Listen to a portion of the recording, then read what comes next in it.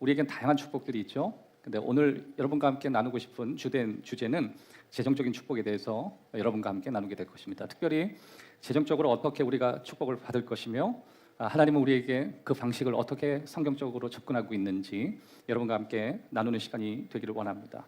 하나님이 우리에게 재정적으로 축복을 해주시는 건 주식을 하시는 분의 입장에서 본다면 주식시장이 오르든 내리든, 고용시장이 오르든 내리든, 주택시장이 오르든 내리든 전혀 그거와 상관없이 하나님이 복을 주시는 사람에게 열리는 축복을 의미합니다. 국가의 세금 정책이 올라가도 그것과 우리가 받는 축복과는 전혀 다른 이유이기도 한 것입니다.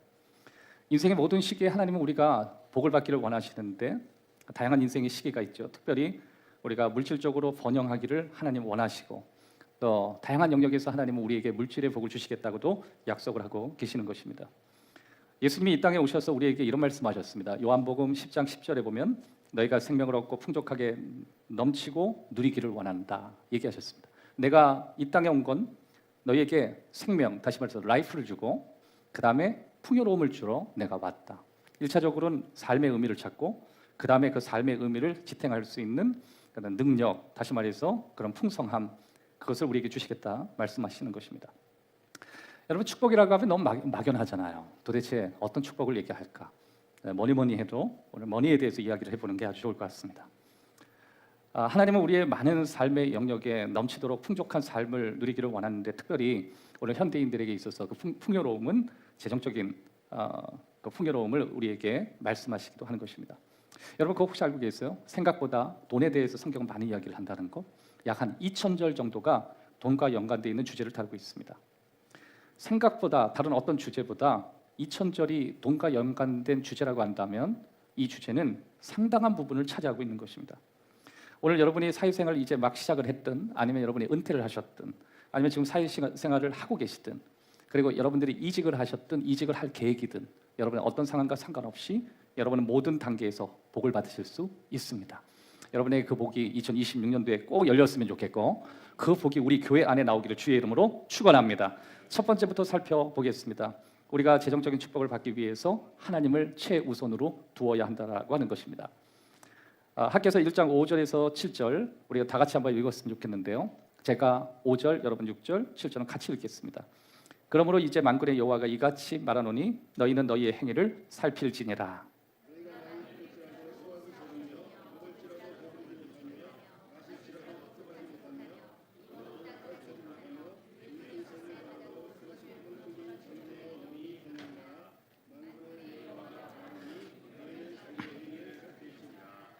하나님께서 우리에게 이렇게 얘기하십니다. 너희 행위를 살펴라. 이거를 5절에서 7절까지 보면 두 번을 얘기해요. 5절에도 이렇게 얘기합니다. 만군의 여호와가 이르노니 너 행위를 살펴라. 7절에 보면 만군의 여호와가 말하노니 너희는 자기 행위를 살펴라. 여러분, 이것을 만약에 우리의 삶을 풍요롭게 만드는 설계사라고 비교한다면 하나님은 모든 걸 다스리시고 창조하신 하나님이시죠. 그 하나님이 우리에게 조언을 하실 때 가장 핵심 조언이 뭐냐면 너 자신을 살펴라. 너 자신의 행위를 살펴라. 여러분, 우리는 여러 가지 영역에서 지금보다 나은 삶을 원하죠. 건강을 위해서 건강 설계사에게 우리 자신을 맡기고 또 요새는 다양한 설계사들이 많이 나오더라고요. 노무 설계사, 노후 설계사, 그리고 심지어 투자 설계사, 여러 가지 설계사들이 각기 우리의 삶을 설계합니다.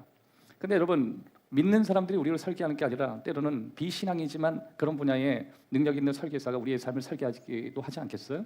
예를 들어서 우리가 보험이라고 할 때 그 보험이 요새 설계라는 의미가 같이 포함돼서 들어오는데 믿지 않는 사람들 가운데서 굉장히 뛰어난 감각으로 비록 우리가 크리스천이지만 우리의 삶을 설계하시는 분도 제법 많이 있다라고 하는 것입니다. 그런데 하나님이 만약에 우리의 삶에 지금보다 훨씬 나은 삶을 설계하시려고 조언을 하신다면 믿지 않는 사람들이 조언하는 것보다 비교되지 않을 만큼 핵심을 우리에게 말씀하고 있는 것입니다. 여러분, 하나님은 우리가 잘 되기를 원하시는 거거든요. 우리 그걸 믿어야 돼요. 왜냐하면 결국 우리는 하나님께 우리의 삶을 의탁드린 사람들이기 때문에 그렇습니다. 여러분이 보고 계시는 성경은 학개서인데요. 학개서는 2장밖에 없습니다. 한 장 더 있는 성경이 있는데 그것은 하박국 성경인가요? 갑자기 기억이 나지 않는데 아무튼 학개 성경은 2장밖에 되어 있지 않는다라고 하는 것입니다. 근데 학계는 2장밖에 안 되지만 어떻게 우리가 성공할 수 있고 어떻게 지금보다 훨씬 나을 수 있는지에 대해서 우리에게 설명하는 것입니다. 어떻게 지금보다 훨씬 번영할 수 있는지, 어떻게 하면 지금 우리의 삶의 이 초라한 성적표가 앞으로 더 나아질 것인지에 대해서 직접적으로 설명합니다. 하나님께 2026년도 우리 성도들이 필요한 말씀이 뭐고 우리 성도들이 걸어가야 될 그 길이 뭘까라고 할 땐 아무래도 우리는 복을 받는 위치에 서기를 원하고 그 복에 대해서 하나님은 우리에게 어떤 지침을 주는지 오늘 저와 여러분이 자세하게 한번 살폈으면 좋겠다라고 하는 것입니다. 하나님이 우리에게 이런 말씀을 하십니다. 너의 지갑이나 너의 옷에 구멍이 났다. 그래서 너희는 늘 만족함이 없다. 그리고 앞으로도 만족이 없을 것이다. 이걸 우리는 부족함을 느낀다. 그렇게 얘기하는 거예요. enough라고 하는 건 굉장히 중요하거든요. 나는 충분합니다. 만족합니다. 그런데 어느 순간부터 만족이 없어지는 거예요. 뭘 해도 만족이 없고 부족함을 느끼기 시작하는 것입니다. 세상의 저주는 부족함이거든요. 권력의 부족함, 삶의 부족함, 다양한 부족함에서 우리는 저주를 느끼는데 뭔가 내 삶의 부족을 자꾸만 느낀다라고 할 때 하나님은 우리에게 뭐라고 조언하시냐면 부족에 대해서 얘기하시는 게 아니라 너 자신을 살펴봐라 이렇게 얘기하시는 거예요. 그게 5절이고 7절입니다. 너 자신을 살펴봐라, 너 행위를 살펴봐라. 이 말은 어떤 의미냐면 너의 지금의 상황이 어떤지 생각해 보라 그것입니다. 따라합시다. 너의 상황을 생각해 보라. 하나님이 이스라엘 백성들의 상황을 너무 잘 아시죠. 결론부터 얘기한다면 어려웠습니다. 정말 기적처럼 어려웠어요. 그런데 하나님이 내가 풀어줄게가 아니라 너 상황을 생각해봐. 이거를 5절에도 얘기하고 7절도 얘기하시는 것입니다. 자, 학계의 방향이 뭐라고요? 물질의 축복이에요. 여러분, 학계가 쓰여지는 상황은 이스라엘 백성이 망한 이후에 재건되는 과정입니다. 모든 게 망했어요. 바닥부터 시작해야 되는 상황이었습니다. 모든 것이 정상적인 위치가 아니니까 그들이 뭘 하든지 마음의 허함을 느꼈겠죠. 하나님이 그때 이렇게 얘기합니다. 잠시 멈춰서 왜 그럴까 생각해 보라고 얘기하시는 것입니다. 너 자신의 행위를 살펴봐라. 이거는 잠시 스탑하고 생각해봐. 마태복음 6장 33절에 그런즉 너희는 먼저 그의 나라와 그의 의를 구하라. 그리하면 이 모든 것을 너희에게 더하시리라. 요한 3서 2절 사랑하는 자여 내 영혼이 잘된 것 같이 내가 범사에 잘되고 강건하기를 내가 간구하노라. 하나님은 우리를 향해서 구약이든 신약이든 이렇게 얘기하셨습니다. 난 너희들이 모든 일에 모든 상황에 모든 계획에 형통하기를 바란다. 이게 하나님 아버지의 마음이거든요. 여러분 2026년도 여러분 꿈을 꾸셔야 됩니다. 모든 일, 모든 상황, 모든 계획에 형통하기를 원합니다. 이건 여러분이 반드시 구해야 되고 여러분이 그것을 추구해야 되고 그 복을 여러분이 받으시기를 주의 이름으로 축원합니다. 학개서 1장 8절 이하의 말씀 제가 읽어드리도록 하겠습니다. 너희는 산에 올라가서 나무를 가져다가 성전을 건축하라. 그리하면 내가 그것으로 말미암아 기뻐하고 또 영광을 얻으리라. 여호와가 말하였느니라. 너희가 많은 것을 바랐으나 도리어 적었고 너희가 그것을 집으로 가져갔으나 내가 풀어버렸느니라. 나 만군의 여호와가 말하노라. 이것이 무슨 까닭이냐. 내 집은 황폐하였을 때 너희는 각각 자기의 집을 짓기 위하여 빨랐습니다. 그러므로 너희로 말미암아 하늘은 이슬을 그쳤고 땅은 산물을 그쳤으며 여기서 하늘은 이슬, 땅은 산물을 그쳤다. 이건 뭐냐면 노력으로 얻은 게 아니라 은혜로 얻었던 것들 그게 스탑됐다. 그것이죠.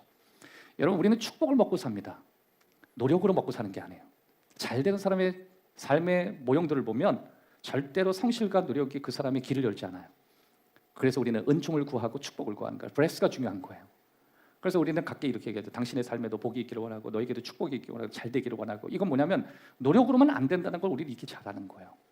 여러분 젊은이들이 노력하면 될 줄 알죠. 여러분 노력해서 올라가고 노력해서 될 수 있는 데는 자기의 한계점이 반드시 있다는 거예요. 하나님이 뭘 해요? 하늘이 이슬을 줘야죠. 하늘이 이슬을 주고 땅에 산물을 내야만 너는 그것을 생산화시켜서 너희 것이 될 수 있다. 그것입니다. 그러니까 하나님께서는 우리에게 그런 말씀을 하시는 거 11절 내가 이 땅과 산과 곡물과 새 포도주와 기름과 땅의 모든 소산과 사람과 가축과 손으로 수고하는 모든 일에 한계를 들게 했다. 하나님이 방해를 놨다. 너 인생에 참견했다 이 뜻이 아니라 하나님이 그런 은총을 다 거뒀다. 그 뜻이에요. 여러분 하나님이 우리에게 축복을 주셨거든요. 그 축복들을 스탑시켰을 때 어떤 삶이 일어날지 한번 생각해 보세요. 자, 하나님이 우리에게 거저 주신 태양이 있습니다.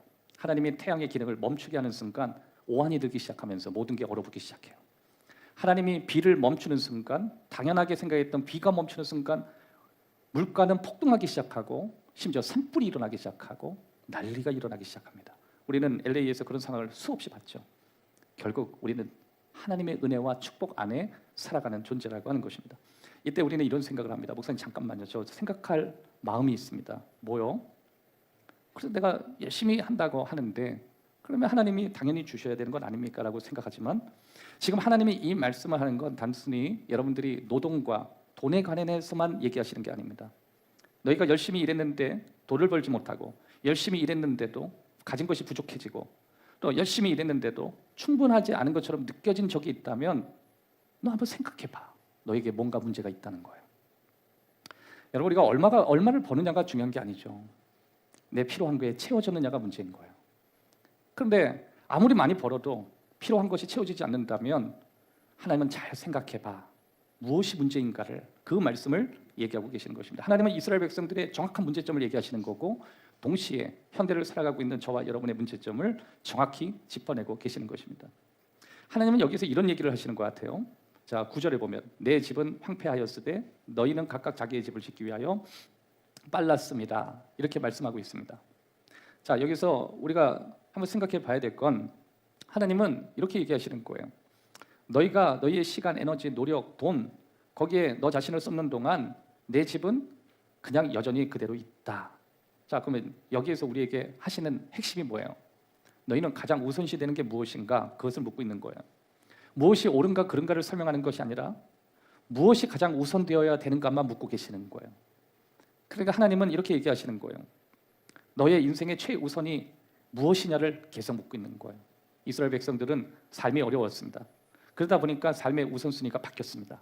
하나님이 아니라 자신의 삶이 되었고 자기 자신의 지금의 상황이 되었고 그리고 여러 가지 주변국으로부터 황폐해진 자신의 삶을 일으키려고 하는 자기의 초라한 성적표만이 남아 있었습니다. 그런데 하나님은 이렇게 얘기하십니다. 너에게 지금 가장 중요한 것은 너의 삶을 회복하는 게 중요한 게 아니라 너의 인생에 가장 우선시해야 되는 게 무엇인지 생각해 보라고 말씀하고 계시는 것입니다. 여러분 여기서 너의 집과 내 집을 얘기하시죠. 하나님이 마치 당신의 집이 있는 것처럼 하나님은 거하실 집이 필요 없습니다. 그러니까 하나님이 말씀하시는 건 집을 얘기하는 게 아니라 무게의 중심을 얘기하는 것이고 우선순위를 얘기하는 것입니다. 그런 의미에서 여기서 하나님의 성전이 황폐하였다. 그런데 너는 각자 너의 인생을 살기에 빨랐다. 이 말씀은 성전이 어떤 역할을 했느냐를 우리에게 설명하고 있는 거예요. 하나님이 성전을 건축하라는 뜻이 아니라 지금 내 집, 다시 말해서 성전은 너희에게 과연 어떤 의미를 가지고 있느냐 그것입니다. 여러분과 제가 받아야 될 새해의 마음은 여러분에게 있어서 예배가 어떤 의미를 갖는지, 교회라고 하는 것이 어떤 의미를 갖는지 하나님이 우리에게 도전하고 있는 것입니다. 자, 우선 여러분에게 교회라고 하는 게 어떤 의미인지 스스로가 정의하셔야 됩니다. 자, 그러면 하나님의 말씀하시는 왜 교회를 우선시하고 구약의 성전을 우선시했는가? 그러면 성전이 뭐 하는 곳인가? 제가 말씀드리겠습니다. 성전은 하나님을 만나는 곳이었습니다. 성전은 하나님과 연결되는 곳이고 성전을 통해 다른 사람과 하나님이 연결되게 하고 있어요. 성전은 안 보여요. 근데 그 사람이 그거 찾아내면 그게 아주 좋은데 근데 숨은 그림 잡기야. 그 사람도 여러분 만나고 싶지 않아요. 찾아내시기를 바랍니다. 우리 교회에 있어요. 자, 자위에 있는 분하고 인사합시다. 집사님이신가요? 네? 집사님이신가요? 좀 얘기 좀 해주세요. 집사님이신가요? 혹시 발견하시면 저한테 개인적으로 연락을 해주시면 교회 할 일이 많다고 좀 얘기 좀 해주시면 좀 잘 모르겠어요. 아마 있어요. 그러니까 여러분 신앙 버리고 부자 된 사람 자꾸 보지 말고 그건 망하는 길이니까 신앙을 갖고 큰 부자가 된 사람을 빨리 찾아내세요. 교회 잘 섬기고 복을 받은 사람, 열심히 일은 안 했는데 그냥 은혜라밖에 말하지 않는 사람. 그러니까 우리는 은혜라는 찬양하잖아요. 은혜였소, 다 은혜야. 여러분 믿지 않는 사람이 제일 듣기 싫은 게 뭔지 아세요? 뭐 이거 은혜를 밑도 끝도 없이 은혜를. 너 좋은 학교 갔니? 하나님 은혜입니다. 듣기 싫어. 어떻게 그렇게 건강하세요? 주님의 은혜죠. 막 말해. 비타민 C를 먹었어, D를 먹었어, 종합을 먹었어, 뭘 먹었어? 말을 하라고. 하나님의 은혜 받고 듣기 싫다니까. 내가 믿는 것들 다 싫어. 여러분 세상은요 노력을 좋아하지 은혜를 안 좋아합니다. 그런데 하나님이 주시는 좋은 것들은 다 은혜인 걸 어떻게 해요? 근데 그 은혜를 우리가 하나님 무게중심을 두지 않을 때 우리에게 멈췄고 자연적 현상으로 우리의 삶은 어려웠다라고 하는 것입니다. 학개서 2장 18절 이하의 말씀 보면 너희는 오늘 이 절을 기억하라. 아홉째 달 24일 곧 여호와의 성전지대를 쌓는 날부터 기억하여 보라. 하나님 자꾸만 생각해 보라 그러잖아요. 19절 다 같이 한번 읽겠습니다. 시작. 공식 종자 아직도 참 포도나무 무화과나무 성령 그러나 오늘 하나님 자꾸만 생각해라 퀘스천을 자꾸만 주시는데 뭐라 그러냐면 아홉째 달 24일 그러니까 내가 하나님께 너의 중심 무게중심을 결정한 바로 그 순간부터 내가 너희에게 복을 주리라. 그 복이 뭐예요? 포도나무, 무화과, 송료나무, 감람나무 돈 될 걸 다 주겠다는 거예요. 여러분 이것은 부의 상징이에요. 이것이 창고에 있다는 건 당시의 부를 얘기하고 부유한 사람에게 여전히 그들의 종자가 있다라는 걸 얘기하시는 것입니다. 하나님이 이 말씀을 학개서 1장에서 생각해 보라고 하다가 2장에서 이 이야기를 갑자기 하시는 것은 난 너희가 나를 최우선으로 두기를 지금 기다리고 있다라고 하시는 것입니다. 하나님을 우선하는 사람, 하나님께 무게중심을 옮길 때 우리는 자연적인 축복을 경험할 수 있는 것입니다. 축복은 바로 이 시기에 집중되고 뭔가 우리가 시작할 때 이 복을 주시는 게 아니라 내 삶에서 최우선으로 하나님을 둘 때 그때야 그 복이 우리에게 오기 시작하는 것입니다. 두 번째, 우리는 책임과 관리의 능력을 향상시켜야 합니다. 여기서 하나님이 내 집이 황폐하였다. 그리고 하늘은 이슬을 그치고 땅은 산물을 그쳤다. 그리고 나서 땅, 산, 곡물, 새 포도주, 기름 이게 전부 경제적인 효과를 얻을 수 있는 당시에 그 시대에 있었던 내용들이었던 것입니다. 그리고 지금 방금 제가 말씀드린 대로 포도나무, 무화과, 송료나무 지금도 이러한 것들이 단순히 먹는 음식으로만 사용되는 게 아니라 경제적인 것으로 상당한 부를 우리에게 가져오잖아요. 당시에는 이게 엄청났습니다. 이스라엘 사람들은 유목민들이 주였는데 거기에 농경이 들어왔다라고 하는 것은 그들의 경제적인 상이 굉장히 확장되었다라는 것을 설명하는 거예요. 하나님이 잘 하지 못하는 그 일을 하는데도 복을 주시겠다. 그 복은 아홉째 달 24일 그날부터 너에게 시작됐다. 여러분 요새 미국에서 그런 일 시작하고 있는 거 알고 계세요? 90일 11조라는 거? 여러분 그런 거 못 들어봤죠? 지금 미국에서 새롭게 일으키는 운동입니다. 약간 좀 웃긴 운동이기도 해요. 뭐냐면 90일 동안 다시 말해서 3달 동안 당신이 11조를 시작해 보십시오. 3달 안에 하나님의 특별한 복이 없으면 다시 되돌려 드리겠습니다. 여러분 어떻게 생각해요? 참 미국 사람들 별 희한한 발상을 다 해요. 근데 느낌이 하나님이 3달 넘기실 것 같아요. 그런데 그걸 얘기하고 싶은 게 아니라 하나님께서 우리의 삶의 무게중심이 어디 있느냐에 따라서 우리에게 은혜를 주시는데 그것에는 반드시 하나님 우리에게 뭘 주신 거니까 우리의 책임과 관리의 능력이 우리에게 필요한 것입니다. 그래서 우리는 이걸 어떻게 향상시킬까 우리는 고민해 봐야 되는 것입니다. 여러 가지 실질적 방법이 우리 그리스도인들에게 필요하다 생각해서 몇 가지만 제가 제시하겠습니다. 첫 번째, 여러분들의 이익을 얻을 수 있는 무언가를 위해서 다시 말해서 재정에 도움이 되는 무언가를 벌기 위해서 하셔야 됩니다. 은퇴를 해도 괜찮고 지금 현직에 있으셔도 괜찮고 사업을 해도 괜찮고 직업을 얻으셔도 괜찮습니다. 분명한 건 여러분의 삶에 수입적인 이득이 있는 걸 위해 뭔가를 하셔야만 합니다. 잠언서 14장 23절 모든 수고에는 이익이 있어도 입술의 말은 궁핍을 이룰 뿐이니라. 너는 항상 이익을 위해서 살아야 된다 그 뜻이에요. 시간적인 이익, 물질적인 이익. 여러분 이익에는 수고가 필요하다.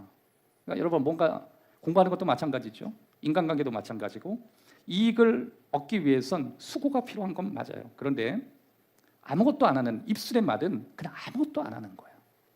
아무것도 안 하는 건 궁핍이 온다. 결국 뭐예요? 그냥 아무것도 아니다. 그래서 여러분 하나님께서 2026년도 여러분의 삶에 이익을 가져야 되는 무언가를 위해서 무언가를 하셔야 됩니다. 왜냐하면 하나님이 단순히 그걸로만 하시는 게 아니라 하늘에 이슬도 주고 그 주위에 하나님께서 기적도 일으키셔서 하나님이 주실 때는 30배, 60배, 100배의 복을 주시기 때문에 그렇습니다. 없는 걸 관리할 수는 없잖아요. 있는 걸 관리하는 거예요.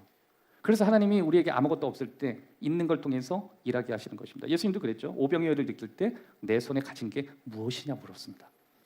여러분 몇천 명을 먹이는 기적은 하나님이 하시지만 내 손에 무엇이 있는가를 위해서 노력하는 건 내 문제인 거예요.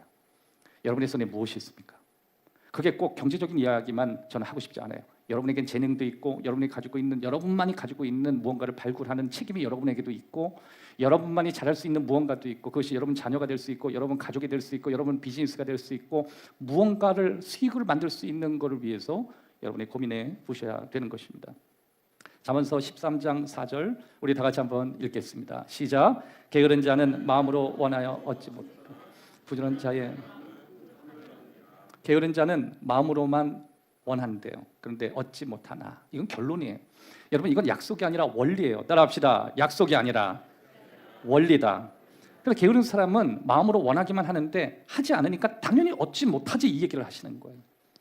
여러분 예수 믿는 사람들이 하나님의 은혜를 바라보고 아무것도 안 하고 아무 뭔가 얻으려고 안 하면 그냥 아무것도 얻지 못하나요? 이건 원리를 얘기하시는 거예요. 여러분 믿지 않는 사람들이요 하나님 앞에 부끄러운 것 빼고는 그들이 자기 인생을 위해서 지혜롭게 뭔가를 하면 뭔가를 얻어요. 근데 아무리 하나님의 자녀라 할지라도 마음으로만 원하고 기도만 하고 여러분이 노력하지 않고 여러분의 비전을 해서 하지 않으면 아무것도 없어요. 아무것도 없어요. 그런 의미로 볼 때 패배의식은 위험한 거예요. 자포자기 위험한 거예요. 이대로 살다가 끝나겠다 더 위험한 거예요. 제가 옛날에 어떤 책을 봤는데 그분이 뭐라고 얘기했냐면 그분 한 90 몇 세까지 사시다 돌아가셨어요. 자기가 60세 환갑을 딱 넘기고 대성통곡하고 울었대요. 왜 울었냐면 자기는 한 60세가 넘으면 인생이 끝나고 그리고 그때가 조금 넘으면 자기는 이제 다 살았다 그러고 어른도 그렇게 주입해줬고 자기는 인생이 그냥 끝나는 줄 알았대요. 그래서 자기의 인생을 60 정도로 맞췄대요. 근데 너무 오래 사는 거예요. 너무 팔팔한 거예요. 그래서 그분이 90까지 살아요. 그러면 60세 살 때는 전성기였던 거예요. 여러분이 볼 때는 자라는 아이들이 어려서 여러분이 마치 세상을 다 끝난 것처럼 보이지만 여러분이 지금 나이에 30년을 더 사시면 지금 여러분의 나이는 한창인 나이에요. 아직 젊어요. 우리 젊은이들 지금 여러분이 인생 다 산 것처럼 야 내가 벌써 20대 중반이네.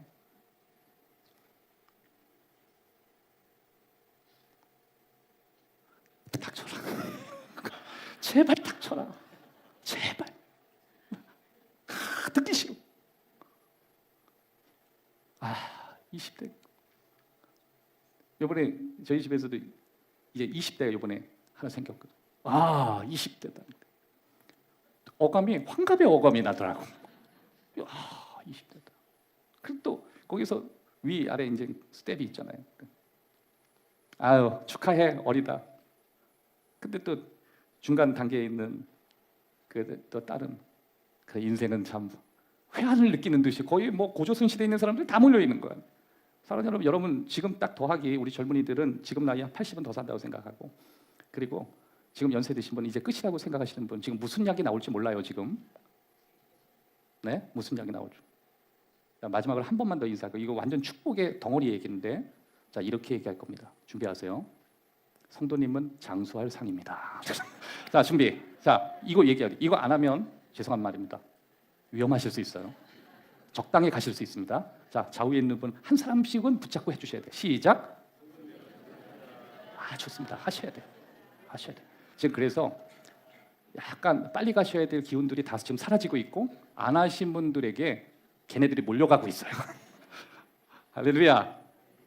지금 어떤 시대가 여러분 또 그런 얘기도 하더라고요. 오늘 그 일론 머스크가 그 인터뷰한 거 보니까 앞으로 의사 되지 말라고도 하더라고요. 웬만한 최고의 의사들을 따라잡는 게 3년 안에 잡을 거라고 얘기하더라고요. 그러니까 요새는 외과 의사들이 뭐 찍고 붙이고 막 해서 큰 돈 버는데 그 시대 지나갔다. 딱 3년이다. 3년이면 옵티머스 나온대요. 옵티머스가 여러분 배 갈라지고 찢어주고 다 한대요. 놀랍지 않아요? 여러분 어르신들 이빨 흔들흔들 거리죠. 걱정하지 말래요. 지금 나노 입자 이런 거 나와가지고 지금 실용화가 됐대요. 나노 입자가 그냥 주입만 하면 얘가 들어가서 이빨을 새로 만들어서 나온대요. 죄송하지만 치과도 약간 흔들흔들할 것 같아요. 그래서 결론은 뭐예요? 좋은 세상 온다. 이제는 뭐 아브라함 시대 올 것 같아요. 집사님 몇 년 사셨어요? 저는 430살. 자, 뭐 그 전에 우리는 빨리 가는 게 좋습니다. 그래서 재미없을 것 같아. 너무 오래 살면 너무 힘들 것 같아. 미나, 내가 너를 400년을 본다면 어떻게 생각할까? 무슨 말씀이 재미가 없을 것 같아요. 목사님 그거 300년 전에 하셨던 얘기라고. 그것도 아닌 것 같고. 또 여러분 또 저기 적당히 배우자하고 좀 사시는데 어느 정도 되면 서로가 기대 다 내놓고 사시는데 지금 앞으로 100년을 더 산다고 생각을 해봐요. 주님 오시는 게 낫죠. 주님 오시는 게 낫죠. 자, 어쩌다가 이런 얘기까지 제가 여러분들에게 하다 이게 너무 우리가 이게 힘들게 되면 벌지 않고 자꾸 말만 늘게 되거든요. 그러니까 이제 아내 입장에선 아무래도 남편보다 경제적인 게 이제 떨어지니까 남편에게 재정적인 걱정을 자꾸만 얘기하는 거예요. 우리 재정이 너무 힘드니까 당신 형제 소환하기 시작하는 거죠. 개똥이 잘 나가니까 개똥이 안 도와주냐고, 소똥이는 안 도와주냐고, 언년이는 안 도와주냐고 참 얘기해. 근데 사실 여러분 그러다가 너무너무 힘들어지면 그 다음에 이제 서로가 다툼이 일어나는 거 아니에요? 당신의 형제들은 지네들만 잘 살지 왜 조금도 안 도와주냐. 그게 우리들이 갖는 어려움들이에요. 그런 일이 없기 위해서 우리는 열심히 다양하게 일할 수 있고 또 뿐만 아니라 우리는 그것을 잘 관리할 수 있도록 우리 스스로가 게으르지 않게 좋은 직장, 좋은 직업을 갖기 위해 최선을 다하는 건 하나님의 원하시는 뜻입니다. 여러분에게 그 은혜가 있기를 바랍니다. 데살로니가전서 3장 10절 이하의 말씀, 주야로 심히 간구함은 너희 얼굴을 보고 너희 믿음이 부족한 걸 보충하려 합니다.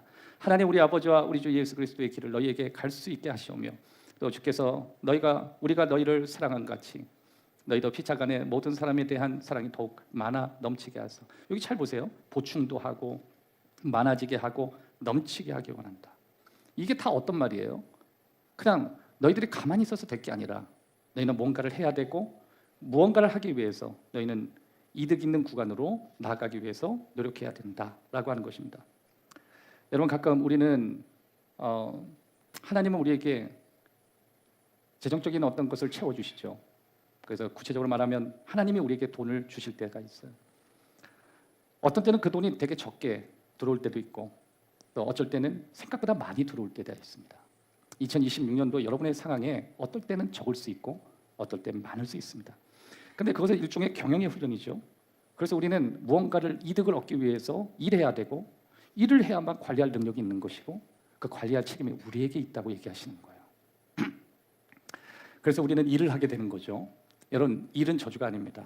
일은 영향력을 행사하고 존엄성을 지키고 내가 누군가에게 기여하기 위해서 우리에겐 일이 필요한 것입니다. 저희 막내도 일을 시작했습니다. 일을 시작하면서 너무너무 좋아하고 그리고 이번에 일을 해서 벌면 찬조하겠다고 분명히 얘기했습니다. 물론 그 찬조는 교회를 향한 찬조가 아니라 우리 가족을 향한 찬조입니다. 그래 그 찬조의 규모는 우리 가족 한 끼 식사입니다. 제가 격려했습니다. 열심히 해서 더 많은 돈을 벌기를 바란다. 찬조했기 때문에 그 마음이 생긴 것입니다. 여러분 2026년도 여러분 가족들에게 많이 찬조하십시오. 잘 되기를 바라고. 왜 아멘 안 하시죠? 여러분만 많이 드실 건가요? 400살 동안? 여러분 오래 사실 거니까 찬조 많이 하시길 바랍니다. 기독인들에겐 저주가 아닙니다. 따라합시다. 그리스도인들에게 일은 저주가 아니다. 아담과 하와가 선악과를 먹기 전에도 일을 했습니다. 근데 선악과를 먹고 난 다음엔 일이 힘들어진 것뿐이긴 일이 있었습니다. 하나님이 동산 주변을 다니면서 일을 시키셨습니다. 여러분 일은 절대 저주가 아닙니다. 그러니까 일이 즐겁게 되어지는 게 축복이지 일이 힘든 건 저주인 것입니다. 내가 일을 하는데 일을 하기 싫다. 이거는 하나님이 내게 주시는 부르심에 대해서 내가 부정하는 것입니다. 세상의 모든 종교, 특별히 그리스 신화들을 이렇게 보시면 그리스 신화에 많은 신들이 있죠. 제우스부터 다양한 신들이 그리스 신화에 나오는데 여러분 그 그리스 신화를 자세히 보면 신들은 일하지 않습니다. 뭘 먹고 있고 바구니에 누워 있고 어디 마당에서 뛰어놀고 있고 하늘을 날아다니고 이게 다 그리스 신화예요. 그런데 기독 신화는 달라요. 기독교만 하나님이 일하십니다. 하나님이 첫째 날 일했고 둘째 날 일하시고 셋째 날 일하시고 여섯째 날까지 일했습니다. 여러분은 5일만 일하시지만 하나님은 6일을 일하셨습니다. 그리고 나서 7일째 쉬셨는데 여기서 우리는 생각해야 됩니다. 하나님은 피곤하셔서 쉬셨는가? 하나님의 쉼의 의미가 무엇인가요? 여러분 하나님은 천지를 창조하신 전능자시죠? 하나님은 피곤해서 쉬신 게 아니라 리듬을 위해서 쉬신 거예요. 따라합시다. 하나님은 삶의 리듬이 필요하다는 걸 알려주셨다. 여러분 보이는 하나님은 어떤 하나님이냐면 그게 바로 돈입니다. 돈은 보이는 하나님이에요. 그래서 사람들은 그렇게 거기에 열광합니다. 바알이 무슨 신이에요? 보이는 신입니다. 그들은 하나님을 믿는데 단지 보일 뿐입니다. 여러분, 우리 인생에 돈은 하나님입니다. 여러분, 돈이 어느 정도의 권력이 있냐면 돈만 되면 신앙도 버리고 돈만 더 준다 그러면 그냥 내가 가지고 있는 지금까지의 신앙적 정의를 다 송두리째 부인할 만큼 돈은 내게 하나님입니다. 그런데 또 한 가지가 있습니다. 보이지 않는 하나님이 계십니다. 보이지 않는 하나님은 하나님이기 때문에 인기가 없습니다. 그것이 바로 우리가 신앙생활하는 보이지 않는 하나님입니다. 사람들은 이렇게 얘기했습니다. 보이는 신, 가이사랴가 써있는 이 돈을 보이는 신, 그 신에게 가져다 주는 게 맞습니까? 예수님이 이렇게 얘기했습니다. 가이사랴 것은 가이사랴에게, 하나님의 것은 하나님에게. 이 돈을 가지고 무게중심이 하나님으로 간다면 보이지 않는 하나님으로부터 있을 것이고, 너는 이 돈을 향해서 보이는 사람을 향해서 가지고 있다면 넌 이걸 가지고 그 일을 하거라. 옳고 그르고의 문제가 아니라 너의 중심이 어디 있느냐의 말씀이었습니다.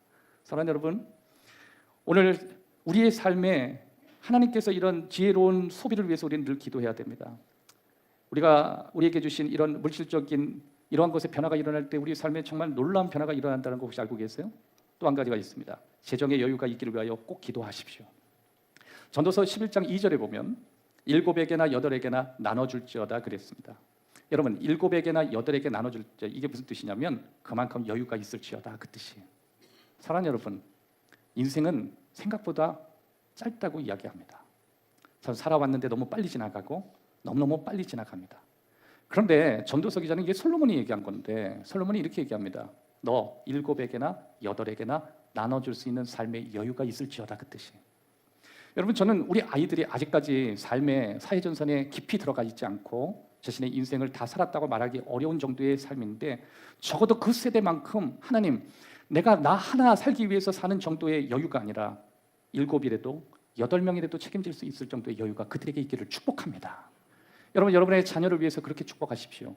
단순히 6, 7, 8명을 책임지는 여유가 아니라 하나님, 7, 8가정을 책임질 수 있는 여유를 그들에게 주십시오. 그런데 여러분, 저는 가끔 어떤 연예인들이 참 이렇게 뭐라 그럴까요? 부럽다, 이런 생각. 일순간에 사람이 참 부자가 되더라고요. 저희 사모님하고 관계를 이어가는 분 중에 하나가 과거에 이제 화장품 연결 티르티인가요? 거기에 그 설립자가 아이들 공부 때문에 깊이 연계되어 있습니다. 그런데 그분이 어떻게 복을 받았나 이렇게 보니까 그분이 생각보다 너무 말도 안 되게 복을 받은 거예요. 그분은 모든 전문가도 아니고 좋은 뭘 이거 한 것도 아닌데 그분은 그냥 화장품이 좋고 바르는 거 좋아하다가 뭐 물광 피부인가요?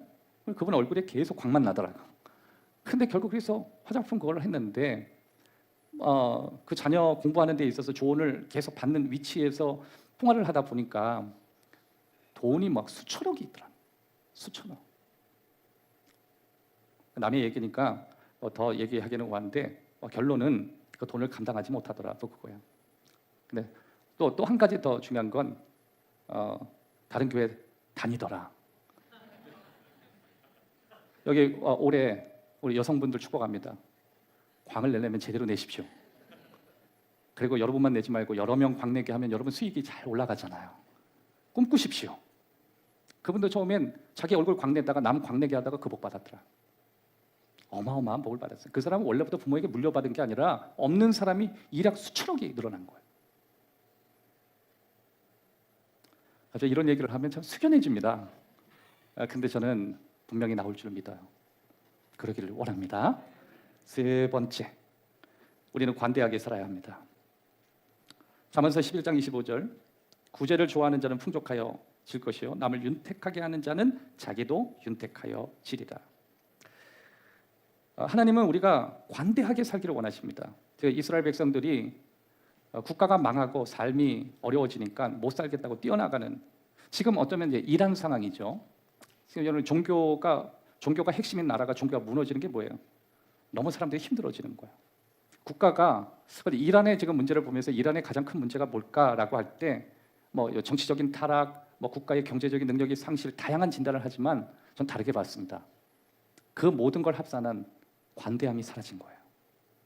백성들은 힘든 걸 다 이겨냅니다. 우리나라도요. 우리나라 좋은 나라입니다. 백성들이 착해요.